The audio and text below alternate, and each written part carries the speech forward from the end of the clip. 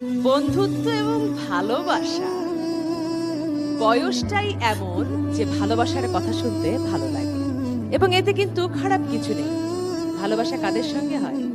মেয়েদের সঙ্গে ছেলেদের ভালোবাসা হয় এবং এত বড় পৃথিবীতে একটি ছেলের সঙ্গেই তোমার ভালোবাসা হবে, তাই না?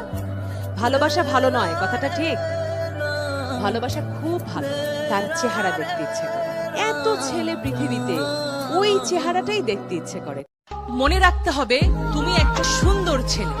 ছেলেরা যখন মেয়েদের পিছে দৌড়ায় দুইটা জিনিস হয়, হয় হিরো হয় নাহলে ভিলেন হয়। তুমি কি হইতে চাও? হিরো। ভিলেন হইতে চাইলে কি হবে জানো? পিছে পিছে দৌড়াবা, ওই যে পুলিশ এসপি সে ধরে নিয়ে আবার একটু পেদানি দিবে।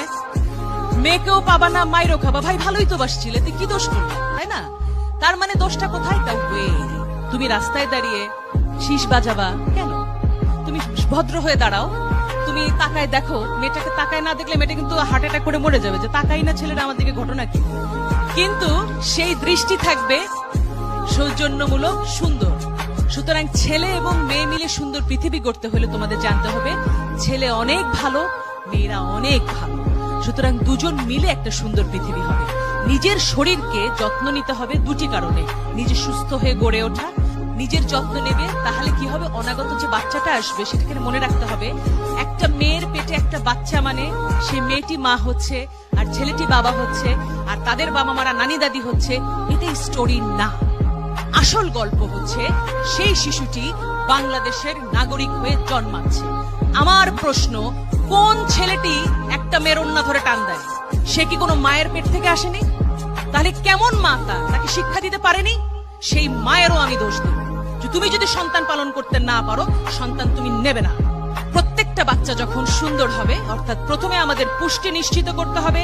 পুষ্টি নিশ্চিত করবার পরে কি হবে? আমাদের শারীরিক গঠন হবে, মানসিক গঠন হবে। লেখাপড়া শিখবো আমরা, আমাদের সন্তান যে আসবে সেও হবে সুস্বাস্থ্য বলিয়ার। আর বাংলাদেশ তখন কি হবে? পৃথিবীর 1 নাম্বার দেশ। গোদাগাড়ির জন্য অনেক অনেক ভালোবাসা, আদর, স্নেহ, সম্মান, মমতা জানিয়ে আমি আমার বক্তব্য শেষ করছি। সবাই ভালো থাকবে, ভালো রাখবে সমাজ আর দেশ। যে মানুষটা ঘন্টার পর ঘন্টা আপনাকে নিয়েই পড়ে থাকতো, সেই মানুষটা একদিন হাজারো ব্যস্ততা দেখিয়ে আপনার থেকে দূরে চলে যাবে। যেই মানুষটা দিনে কয়েকবার আপনাকে না দেখলে মরিয়া হয়ে উঠত, সেই মানুষটার একদিন আর আপনাকে দেখার জন্য মন চাইবে না।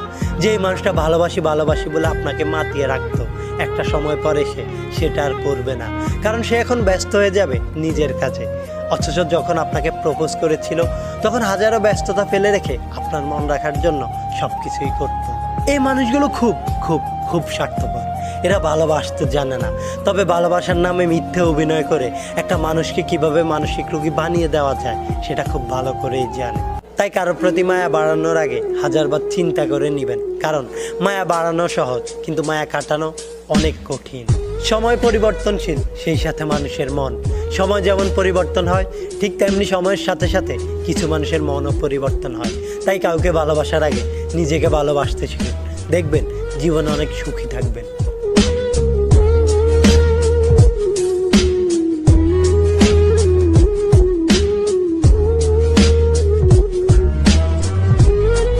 যেই ছেলেটা তার টিফিনের টাকা বাঁচিয়ে সেই টাকা মোবাইলে রিচার্জ করে শুধুমাত্র তোমার সঙ্গে কথা বলে, সেই ছেলেটাকে কষ্ট দেওয়ার অধিকার তোমার নেই। যেই ছেলেটা তার বাস ভাড়া কিংবা রিক্সা ভাড়া বাঁচিয়ে 3-4 মাইল পথ অতিক্রম করে কলেজে যায়, আর সেই টাকা দিয়ে তোমার পছন্দের জিনিস তোমাকে গিফট করে, সেই ছেলেটাকে কষ্ট দেওয়ার অধিকার তোমার নেই। যেই ছেলেটা বোর হওয়ার সাথে সাথে শুধুমাত্র তোমার একটিবার দেখার জন্যে কোনো এক রাস্তার মোড়ে দাঁড়িয়ে থাকে, সেই ছেলেটাকে ইগনোর করার অধিকার তোমার নেই।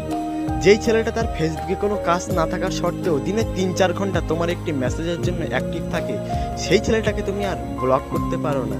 যে ছেলেটা তার মেয়ে বন্ধুদের সঙ্গে কথা বলা বন্ধ করে দিয়েছে শুধুমাত্র তুমি কষ্ট পাবে বলে, সেই ছেলেকে তুমি উপেক্ষা করতে পারো না।